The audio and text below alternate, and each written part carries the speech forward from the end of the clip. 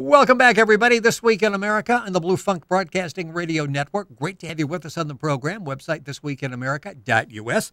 Special guest, as we talked about on the program today, is Mystic Pete, author of Mystic Pete Chronicles, Book 1, Sex and Mysticism. Pete, welcome to the program. Great to have you with us on the show today. Hi, Rick. Great to have you with us. Pete is from his home outside of Los Angeles by the beach out there. We were just talking before the program about it must be nice to walk outside and be that close to the water. But he's inside with us, and he's going to spend some time talking about that new book, Mystic Pete Chronicles. His website is mysticpete.com. Let's go back to the early days where Mystic Pete was born. It's like the 1970s. It's the disco. Let's go back and talk about how this whole thing came about. As a teenager, I started having these explosive spiritual openings. It didn't make sense to me. There was no context. There was no old wise man who came and said, "We will take you to the temple, my son, and show you the ways of the wise." There's not much context for real mystical experience in this culture. And I think a lot of people have some degree of it, even if it's just strong intuition. But there's really no training or teaching about what to do with it. And people sometimes end up going into insane asylums or start crazy end-of-world cults and think they're the Messiah. But there's got to be a middle way so we can have a way to hold spiritual experience in a considerate and mannered way. Do you think many of us have this but really don't understand what it is? We don't cultivate it. We just sort of dismiss it and go forward. Because you talk about, you sort of hear the intuition, and that's something that we all have, and sometimes we're too quick to dismiss that. Are we all maybe open to the mysticism? We just don't know it? If it's true that there is some kind of spiritual dimension, there's some kind of non-physical reality out there that permeates this world, some heavenly worlds, then one would think access is immediate, that it is accessible to anyone. And really, it's almost a question of just relaxing into it. And I think it kind of creeps into people's lives in a way that maybe they don't validate, like that intuition, that sense of unordinary knowledge, or you know who's calling on the phone, or you know a friend of yours is in trouble. These just little subtle things I think are very important because they're when we touch this other unseen world. So I think it is a common experience, and I think actually the most common way people touch this dimension is through falling in love. I mean, think about it. When people are in love, they talk about it as feeling one with everything. Everything is beautiful, and they have an experience of union. Well, these are also the same words that people use to describe spiritual epiphany. So I think the spiritual world is closer than we think. This Week in America, our guest on the program today is Mystic Pete. He's the author of Mystic Pete Chronicles, Book 1, Sex and Mysticism. His website is mysticpete.com. And I guess I want to get very basic here. Somebody's listening going, oh, I've heard this before, talking about mysticism, that type of thing. What exactly is a mystic? Very good question. So for the sake of argument, again, there's these non-physical realities, these spiritual dimensions.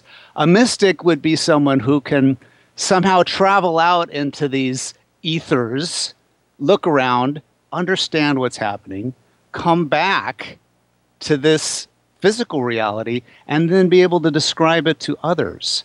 So that is what a mystic is. And if you don't believe there's anything out there, well, maybe it's all in my head.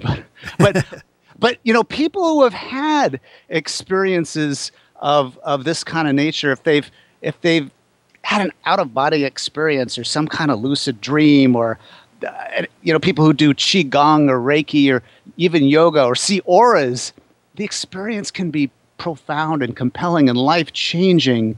And to them, there's no sense of, oh yeah, it's just all in my head, or it's just a way I'm using to justify my existence that has no meaning. So once you have that contact, it's, I don't know, it's a strong experience. When somebody listens to you, they go, you know, I like that guy. He's nice and calm. He's got a sense of humor. It sounds like everything is together in his life.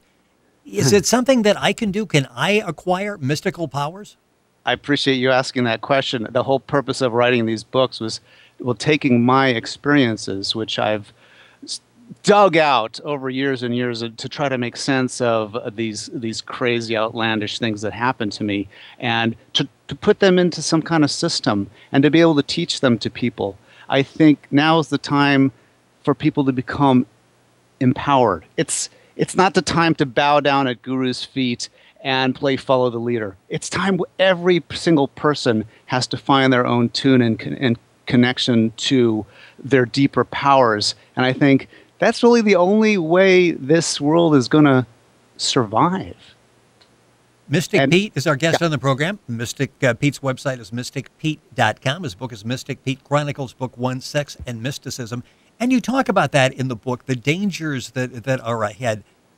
How frightened are you when you see where we're headed? I think we're in deep trouble. I think the world is threatened by a whole series of calamities. And I don't think it's just me being scared. I think there's a truth to the instability in the world, whether it's war, genetic modification, melting of the poles. I mean, there's all kinds of things, some of which people believe in, some don't. But there's so many catastrophes just kind of outside our front doors right now waiting to happen. It's a scary, dangerous time. But it's also a time of unprecedented opportunity. Well, I call myself an apocalyptimist, someone who thinks the end is near, but the end is just the beginning. And maybe it takes all these frightening threats to motivate us to start unlocking these subtle powers within us. And so we can kind of usher in, I don't want to use the word new age, but usher in some kind of a more beautiful time on Earth. I think it's possible, and I think it's in every person's heart. It's just we've been kind of consumed with so much war and greed, really. But it's time to grow out of that and learn how to put on our angel wings. Well, it's interesting because you asked the question, is the world about to end or is it about to begin? Yes, I think that says it all. And I think it can go either way. I think we have free will and we determine our future. And if we dig deep and work hard, I think we can really bring in, kind of a Garden of Eden too. But if we slack and just coast and continue to grab everything in sight for personal gain and selfish interest, I think the world indeed will smash into the cosmic windshield like bugs splattering against your car. So we've got to do it. We have to work hard. And I was saying earlier that I wrote the book, the series of books, so I could help teach people some of these mystical powers so they can learn to do them themselves. Is it common when you talk to people that they confuse being spiritual with being religious? Well, religiosity, I think, has to do with beliefs. And your beliefs may or may not comport with the truth of the spiritual worlds. And I sometimes get a little scared by people who think there's only one way to God, and they happen to be the ones who are on that path. I think if there's an all-loving, all-embracing God, wouldn't it be just thrilled for anyone to find it in any conceivable way? Maybe there's 7 billion ways to God. Mystic Pete is our guest on the program. I was just thinking about that. That makes perfect sense. His book is Mystic Pete Chronicles, Book 1, Sex and Mysticism. The website, mysticpete.com. On the website, you've got Mystic Pete Says. Tell us a little bit about what we're going to find when we look there, because it's going to be a source of enjoyment for us.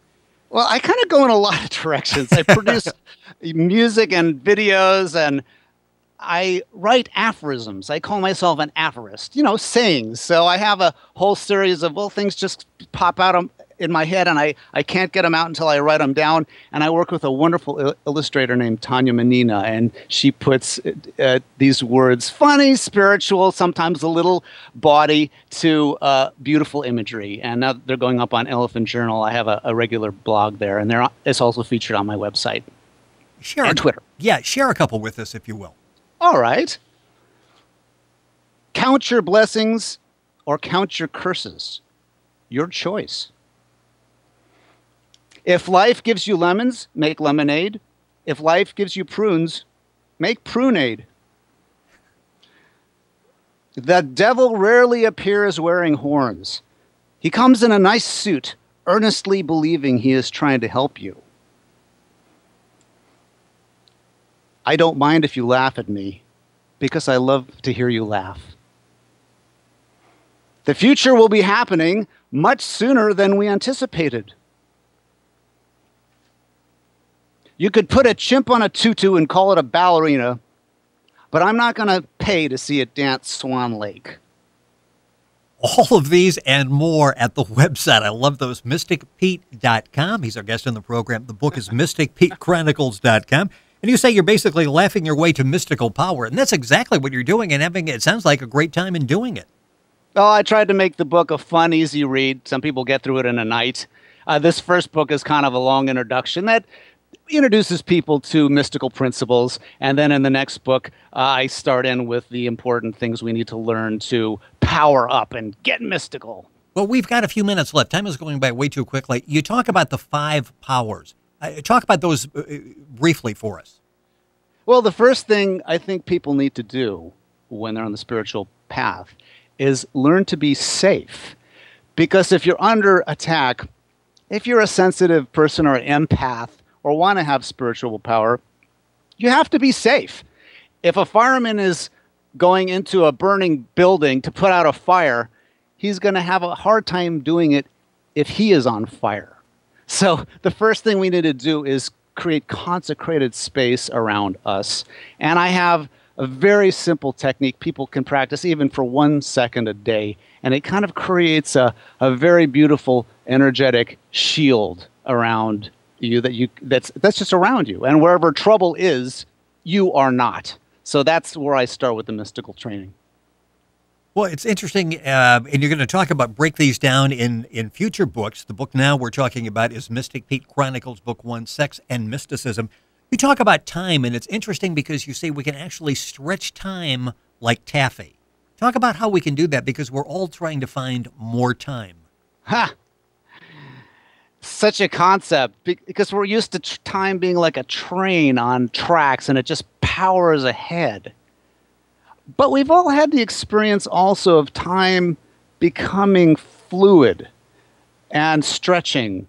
Like when we're in a moment of great ecstasy, it seems like a second can last forever. Or a period of great suffering, which may be another kind of eternity, but an ugly one. So there's good eternity and bad eternity, and ugly eternity. But the point is this just a psychological experience? Is this just one of perception, that we're just feeling like time is slowing down and speeding up?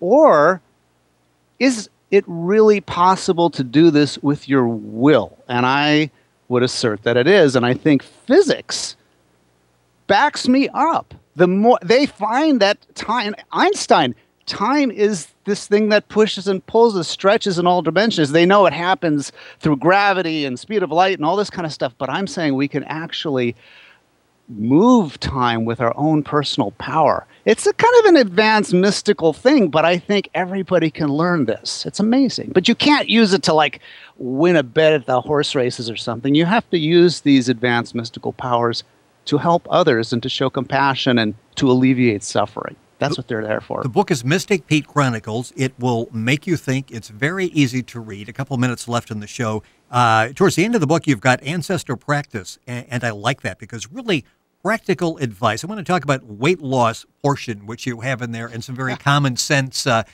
directions for us.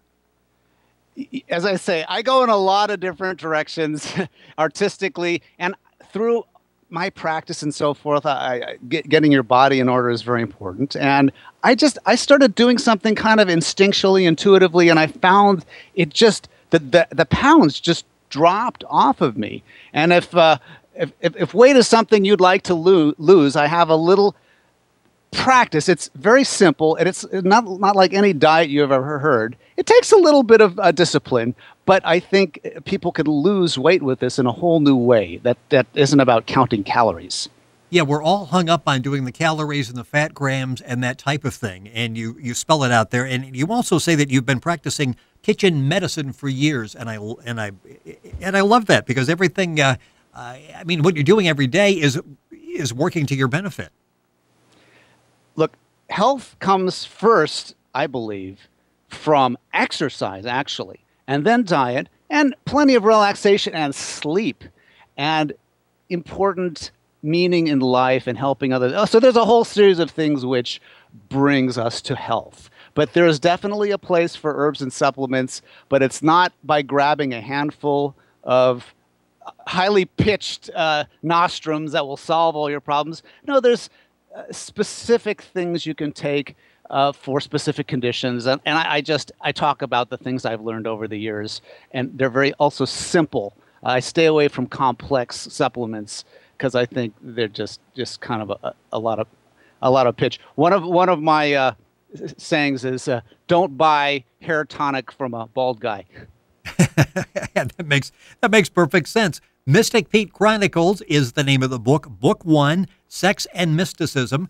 Books 2, 3, 4, 5, and I think you've got 10 planned and coming out in sequence, and we'll have Pete back on the program to talk about it. Yep. His Thank you. book site is mysticpete.com. A lot of the great information we talked about here also available at the website. And you got to check out Mystic Pete Says as well. Pete, thank you for joining us on the program. It's been great to have a chance to meet you, have you on the program, and look forward to having you back. You're wonderful. I appreciate you talking to me. Thank you so much. We'll have Pete back on the program. Our website, by the way, thisweekinamerica.us. You can link on and log on to Pete's website as well. You're listening to This Week in America and the Blue Funk Broadcasting Radio Network.